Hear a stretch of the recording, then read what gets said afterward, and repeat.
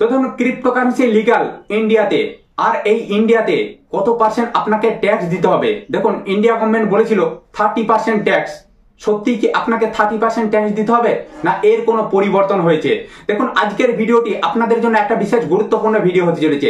এই ভিডিওটি আপনারা শুরু থেকে শেষ পর্যন্ত দেখতে থাকুন, তাহলে আজকে আপনাদের ধারণাটা সম্পূর্ণভাবে পরিষ্কার হয়ে যাবে। ইন্ডিয়া থেকে যদি আপনারা ক্রিপ্টোকারেন্সি বাই সেল করেন, সেখান থেকে আপনাদেরকে কত টাকা ট্যাক্স দিতে হবে। দেখুন, কয়েকটি ভাই আমাকে কমেন্টে লিখে জানিয়েছেন যে দাদা, ইন্ডিয়াতে আমরা যদি ক্রিপ্টোকারেন্সি বাই সেল করি, সেখানে কি সত্যি 30% ট্যাক্স লাগবে, নাকি তার কোনো পরিবর্তন হয়েছে? দেখুন, প্রথমেই বলি, ইন্ডিয়া থেকে যদি আপনি ক্রিপ্টোকারেন্সি বাই সেল করেন, ধরুন আপনি মুদ্রাক্স, ইন্ডিয়া থেকে যদি আপনি ক্রিপ্টোকারেন্সি বাই সেল করতে চান, তাহলে আপনি খুবই ইজি বা খুবই সহজ অ্যাপস হলো মুদ্রাক্স। আপনি হয়তো মুদ্রাক্স ক্রিপ্টো এক্সচেঞ্জ ওপেন করেছেন, সেখানে আপনি 1000 টাকা ইনভেস্ট করেছেন।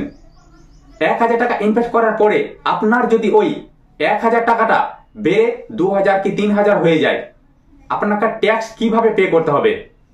ওই প্রফিটের ওপর আপনাকে 6% ট্যাক্স দিতে হবে। ইন্ডিয়া গভর্নমেন্ট ঘোষণা করেছিল যে 30% ট্যাক্স, সেটা কমিয়ে হয়েছে কত? 6%। সেই লাভের ওপরে আপনাকে 6% ট্যাক্স পে করতে হবে। অনেকেরই হয়তো এটি অজানা। দেখুন, কয়েকটি ভাই আমাকে কমেন্টে লিখে জানিয়েছেন যে দাদা, আমাদেরকে একটু ট্যাক্সের বিষয়ে বলবেন।